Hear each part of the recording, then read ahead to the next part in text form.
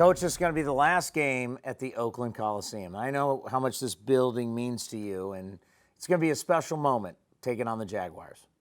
Yeah, it is. It's hard to believe, that it's the last home game, first of all. But when you think about the last home game in the history of the Oakland Raiders, it is a lot to wrap your arms around. But got a lot of memories here, Townie. I remember just like yesterday. It was 1998, my first home game here in the Coliseum, and I never seen a place like it. First play of the game, you know what happened? I left 92 weak. My good friend Napoleon Kaufman. Did you know he went for 80 yards? The minister. My first play that I called in the Coliseum. You see how I like this place? Napoleon Kaufman to the house, 80 yards. Big win for the silver and black. And that's when I really first felt what a special place this is, the Oakland Coliseum. Like 1998, I'm asking a lot of guys on our set, they were like in kindergarten or first grade, these guys, yeah. 1998 back in the day. Yeah, we put a new offense in, and Jeff George was a quarterback, and we had a go-to wideout named Timmy Brown. They had a big day, and what a day it was to celebrate, my first win as a head coach, obviously, but especially in the black hole.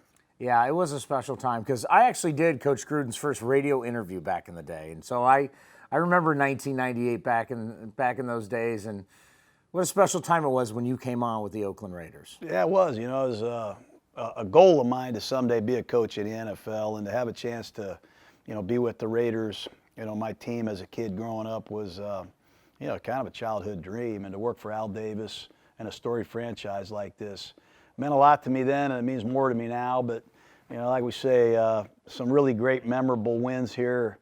Here we are, Eric Allen picking off Vinny Testaverde of the Jets, taking it to the house, putting us in the playoffs in 2000. And, that third year, you just felt like we were on the cusp of doing something. We had some back-to-back draft classes. You felt the enthusiasm and the excitement and the confidence back in Oakland. Fans became more and more rabid and crazy. And, our team started winning. I think we won 12 games in our third year here, and it was a lot of fun. Rich Gannon and I were having a great time. We had some great receivers and big offensive line. Andre Rison came to town, and we were on our way. We felt like we were on our way here. Didn't you promise a tattoo back in the day to yeah, I did. Bad Moon Rison? I told Rison if we made the playoffs, I'll get a tattoo. And Bad Moon, if you're listening, I owe you a tattoo, brother. But, Rich Gannon helped us win our first AFC West title in a few years, and he had a lot of contributors. I don't know if you remember much of Gannon's play, but there wasn't a time we picked up the stat sheet and he didn't have 8 or 9 different receivers. We threw it to everybody, and he completed a lot of passes and really did a great job for us. And really your relationship with him. Like, I've gotten to see it now over time as Rich does our preseason games. There's a special relationship between you and Rich. Well, it takes time. It takes time to teach an offense, to build a relationship with somebody. You just don't show up.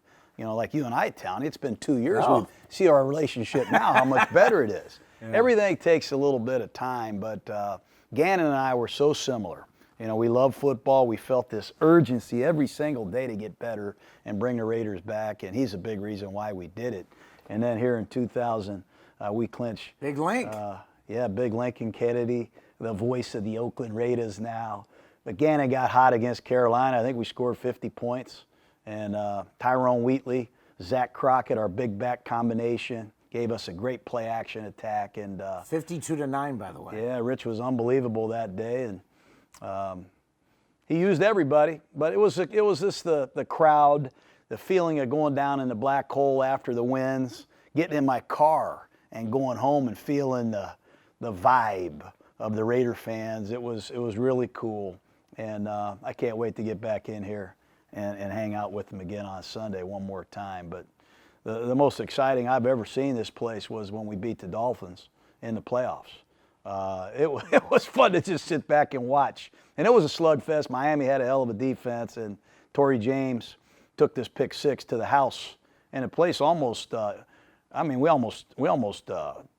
I don't know what. The place almost exploded. It was so loud. Look at these people.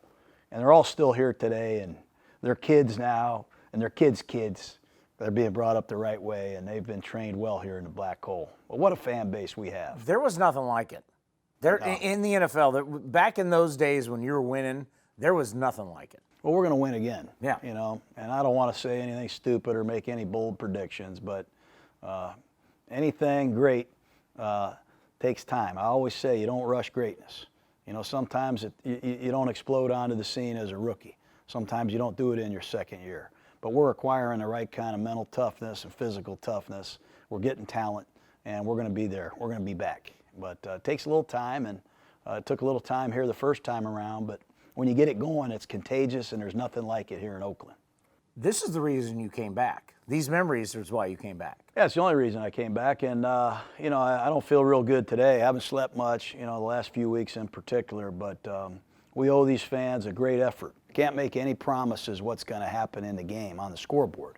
But what we can promise while we're putting the pieces together here is one heck of an effort that fans can appreciate and can look forward to in the future. And that's what being a Raider is all about. But how about Jerry Rice in the 2001 wild card? How about grabbing Jerry Rice from across the street and bringing him into Oakland, and a guy goes berserk, 9 catches, 190 yards. They thought he was done.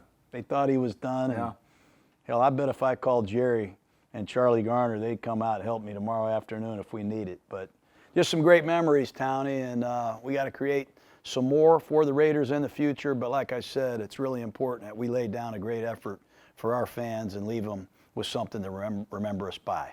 When you came back and lit the torch for Al Davis, what did that mean to you? Well, it meant a lot just because of the history of the Raiders. You know, what Al Davis stood for and stands for still today, what that torch means. Just to be, you know, associated with the greats, the Biletnikoffs, the Howie Longs, the Willie Browns, the Cliff Branch, Ted Hendricks, the guys that have signed the torch before me, and the guys that will sign the torch after me. That's a great feeling, a great accomplishment in my career as a person and as a coach. And it was fun sharing it with these fans, too. It was a great moment. Yeah, it sure was. Sure was. Some of my best moments have been in the stadium. Now, I've had some tough moments, but these fans have stayed with me, and you know, I'm going to stay with them, too. It's a great, I think, relationship. And like I said, we owe them one more great effort. And we're going to get that on Sunday. Can't wait, Coach. Let's right. go out and get You a got it. W. All right, man. Good to see you, Townie.